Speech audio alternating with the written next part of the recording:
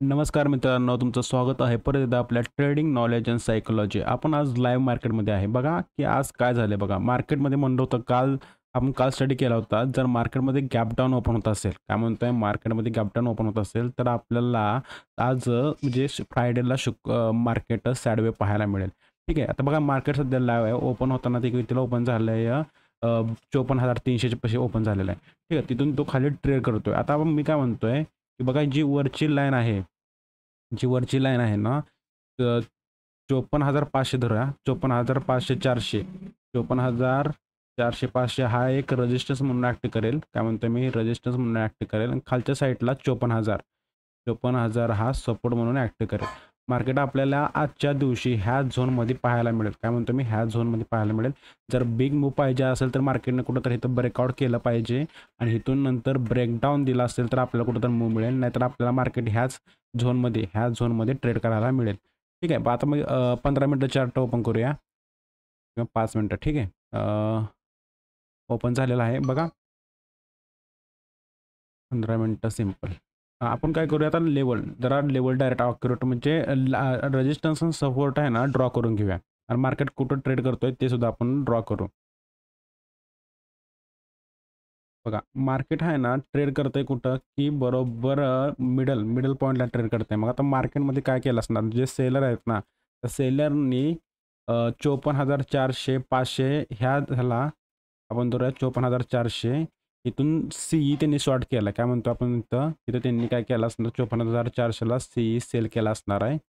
आणि जे सेलर आहेत ना, त्यांनी काय केलं असेल, त्यांनी खालच्या साईडला 54,000चा त्यांनी जे पी आहे ना, पी सेल केला आहे. आपलं कालच बोलणं झालं होतं, की हे होऊ शकतं जर मार्केट गॅप डाऊन ओपन होत असेल तर. सेल. ठीक आहे. बघा, सेल झालं आणि मार्केट आता काय करेल, ह्या झोनमध्ये ट्रेड करेल. आता मला सांगा, एंट्री जर घ्यायच्या असेल, काय म्हणतोय, मला जर येता एंट्री घ्यायची असेल, तर मला एंट्री केव्हा मिळेल? आता समजा सेलर तर ऑलरेडी आता कसे सेफ आहेत. सेलर कधी जेव्हा सेलर तर ऑलरेडी सेफ आहे. आता बायरला जर एंट्री घ्यायची असेल तर सेलरचा येसेल कुठं आहे? 54,400 हा आहे. 54,400, एक मिनटं, 54,400 किंवा खालच्या साईडला 54,000 जेव्हा ब्रेकडाऊन देईल किंवा ब्रेकआउट देईल, तेव्हा आपल्या बायरला एंट्री मिळेल. नाहीतर मार्केट आपल्याला साईडवे पाहायला मिळेल. बायरचं एकच कंडिशन आहे, की आपल्याला आज ट्रेड करायचा असेल तर ब्रेकआउट झालं तर ट्रेड करा. नाहीतर मार्केट पूर्ण साईडवे गेलेलं पाहायला मिळेल.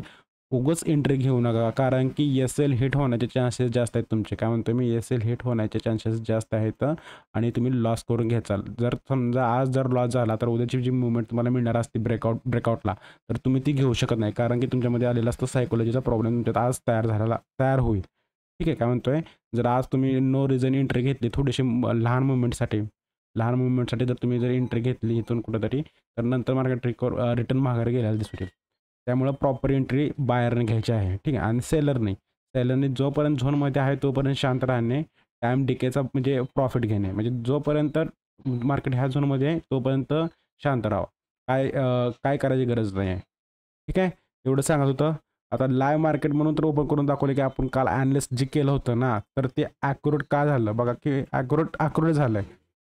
मार्केट काय झालं, गॅपडाऊन ओपन झालं आणि तिथून नंतर ह्या झोनमध्ये ट्रेड करताय. हे आपलं जे ॲक्युरेट कालचं आहे ते झालेलं आहे. हे प्लॅन करणं का गरजेचं असतं, कारण की उद्या मला काय ट्रेड करायचं आहे हे आधीच कळलं पाहिजे बाबा, की मी ट्रेड कसं करणार. मार्केट जर गॅपडाऊन झालं तर मला आज ट्रेडिंग करता येईल का, किंवा आज मला बाईंग करता येईल का, सेलिंग करता येईल का, हे आपल्याला म्हणून एक दिवस ॲनालिसिस करायचं असतं आणि त्या प्लॅननुसार आपल्याला फक्त राहायचं असतं. आणि नंतर येतं ते म्हणजे रिस्क मॅनेजमेंट. ते आपल्याला ट्रेड केल्यानंतरच रिस्क मॅनेजमेंट आणि जे दुसरं आहे ते म्हणजे सायकोलॉजी, हे सगळं ट्रेड करताना होऊन जातं. ठीक आहे. बाय. भेटूया नंतर.